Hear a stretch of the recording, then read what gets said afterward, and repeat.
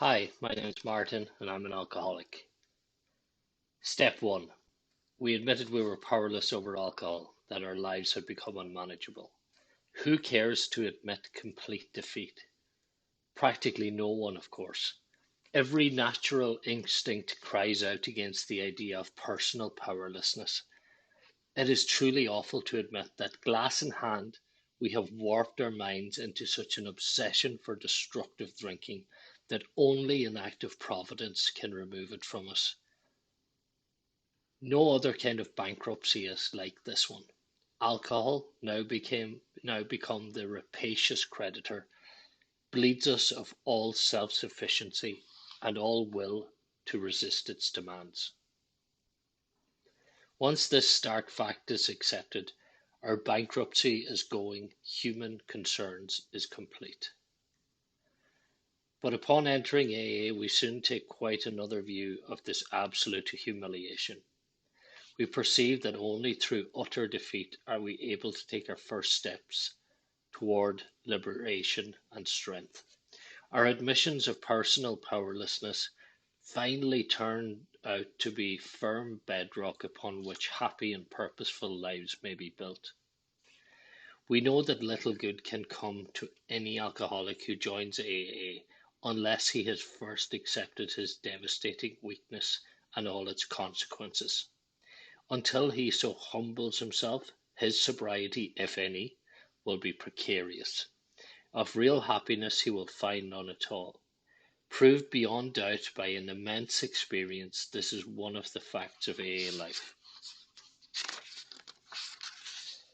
The principle that we shall find no enduring strength until we first admit complete defeat is the main taproot from which our whole society has sprung and flowered.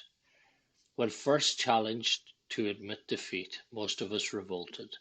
We had approached AA expecting to be taught self-confidence.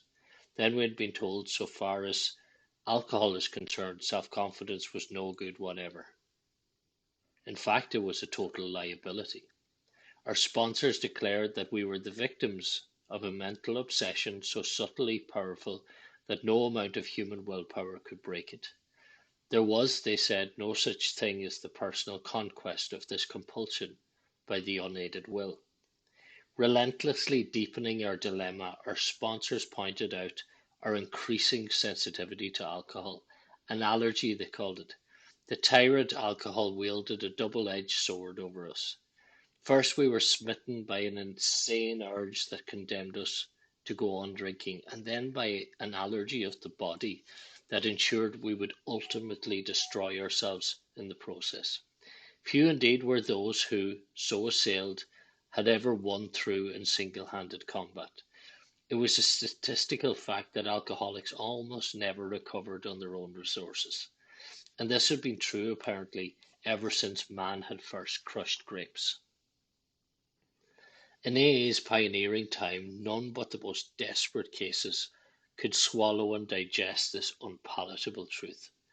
Even these last gaspers often had difficulty in realizing how hopeless they actually were.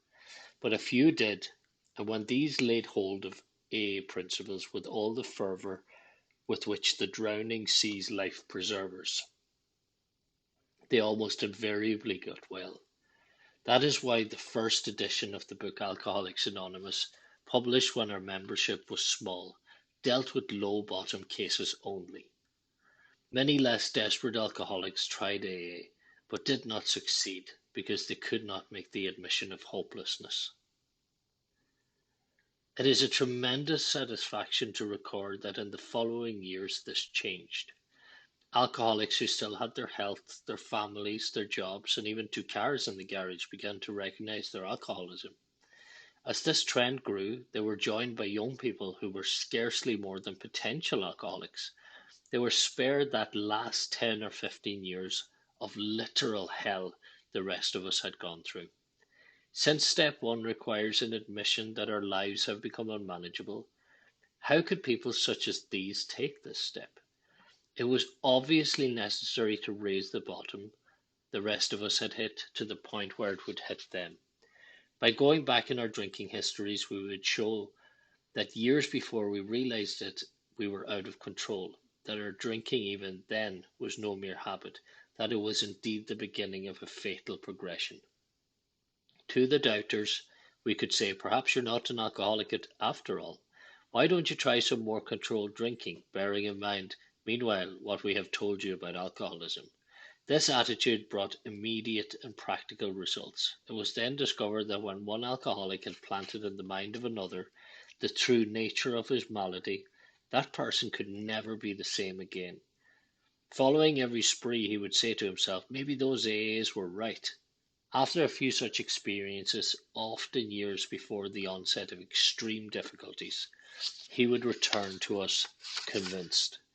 He had hit bottom as truly as any of us. John Barleycorn himself had become our best advocate. Why all this insistence that every AA must hit bottom first? The answer is that few people will sincerely try to practice the AA program unless they have hit bottom. For practicing AA's remaining 11 steps means the adoption of attitudes and actions that almost no alcoholic who is still drinking can dream of taking. Who wishes to be rigorously honest and tolerant? Who wants to confess his faults to another and make restitution for harm done? Who cares anything about a higher power, let alone meditation and prayer? Who wants to sacrifice time and energy in trying to carry A's message to the next sufferer? No, the average alcoholic, self-centered in the extreme, doesn't care for this prospect unless he has to do these things in order to stay alive himself. Under the lash of alcoholism, we are driven to AA, and there we discover the fatal nature of our situation. Then, and only then, do we become as open-minded to conviction and as willing to listen as the dying can be. We stand ready to do anything which will lift the merciless obsession from us. Thank you very much.